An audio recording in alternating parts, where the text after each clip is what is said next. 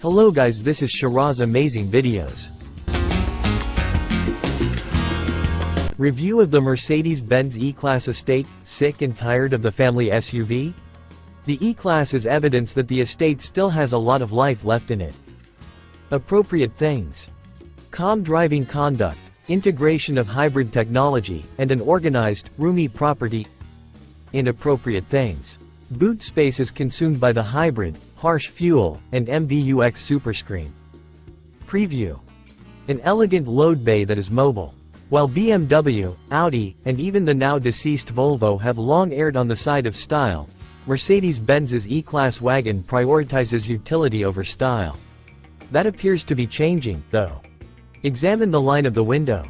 Can you see how it sags at the back? Why is the tailgate not as straight as it was before?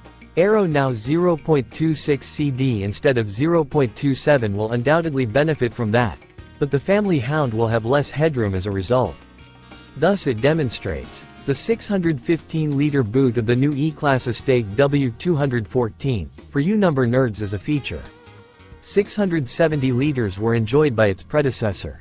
You had 690 liters of open space to play with when you went back to the W211 in the middle of the 2000s. Yes, but it also means that the GLE SUV's boot, which now holds 630 liters, is larger than the Estate's. It's not much, though, and unless the hound in question is an exceptionally agile collie, it will probably favor the shorter hop up into the Estate. There are just 570 liters in the new BMW 5 Series Touring. But there is one more thing that needs to be made very clear right away. There are only 3 E-Class Estate models available at the moment: the plug-in hybrid E300e, the diesel E220d, and the gasoline E200. You'll be thinking things like, too slow, diesel, and that's the one for me, in that order. Take your time. Indeed, the hybrid boasts a convenient 25.4 kWh battery that allows for an electric range of nearly 60 miles, however, the battery needs a place to reside. Pushing up and beneath it, the entire floor is actually raised significantly as a result, leaving only 460 liters of space. There isn't any underfloor storage, either. It does reduce the hybrid's allure for towing heavy loads. One helpful little feature that might be helpful for all E-Class Estate models is the ability to tilt the rear seats more uprightly, which frees up an additional 30 liters of boot space. Naturally, your passengers will be thrilled. Don't discard that E200 too soon.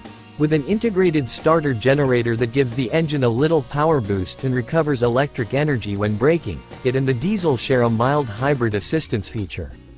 Even so, only 201 horsepower and 236 pound-feet will be enough to move a sizable 1,825 kilograms, 4,949 millimeters long Estate.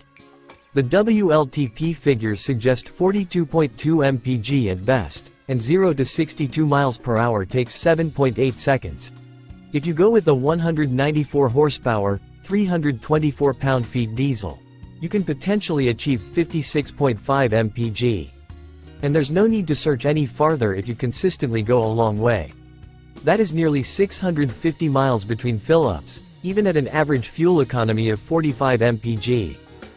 With a 127 bhp motor paired with the E200's 4CYL turbo engine, the hybrid produces 308 bhp and 405 pound-feet of torque. Even though it weighs about 400 kilograms more than standard gasoline, it accelerates faster, 6.5 seconds to 62 miles per hour. All or rear-wheel drive, and Merc will not be introducing the TG favorite 4WD all-terrain model to the UK this time around. A hot-ish E53 will eventually arrive, but no full-house AMG. Merc's focus has changed. The typical, a lot of screens, a lot of talk about integrated games, and the MBUX superscreen, which allows passengers to watch TV while driving without diverting attention. On the top 2 levels of the 4-level model structure, that is standard. More on that in the buying section. Without it, we believe the E-Class is a better vehicle. Although the full-width glass dash is a conversation starter, the standard screen arrangement is more aesthetically pleasing, tactile, and practical. One swing, one miss. It's a very comfortable car to ride in, to put it simply. Although the seats are a little flat, the same ones that are installed in the EQE saloon, if we're not mistaken. The cabin is well designed, attractive, and extremely well made. It's also simple to see out of and disengage the driving assistance systems, utilizing a selfie camera. Indeed, it's not desirable.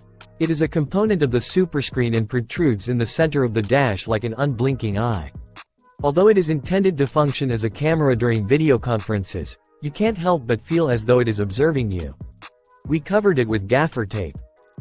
The good news is that we'll write more about this on the driving tab. It enjoys being driven in a leisurely fashion, and when you do that, it responds with composure, poise, and sophistication. It is quiet, but the chassis can withstand some abuse without breaking down. Comparing it to the all-electric EQE, it holds itself together much better. However, the 4-cylinder petrol is a protest boat that drones on. Approximately 2,500 pounds more than the comparable saloon. The image boost alone makes it well worth it, in our opinion. You no longer appear to be an airport taxi.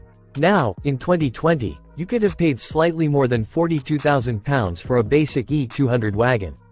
The world has changed. Not just electric cars have suffered from Brexit, Ukraine, COVID, and inflation.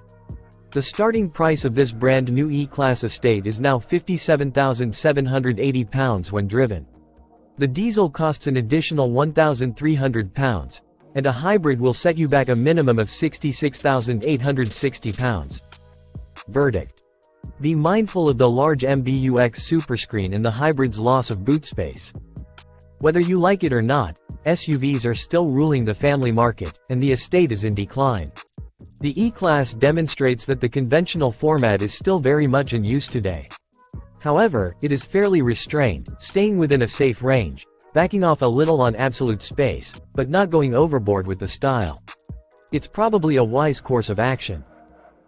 On premium line cars and up, be mindful of the hybrid's loss of boot space and the large MBUX superscreen. Be not too afraid of entry-level gasoline or diesel.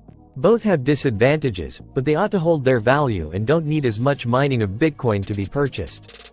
You can purchase a good, well-built, capable, if an interesting, family hauler for £70,000.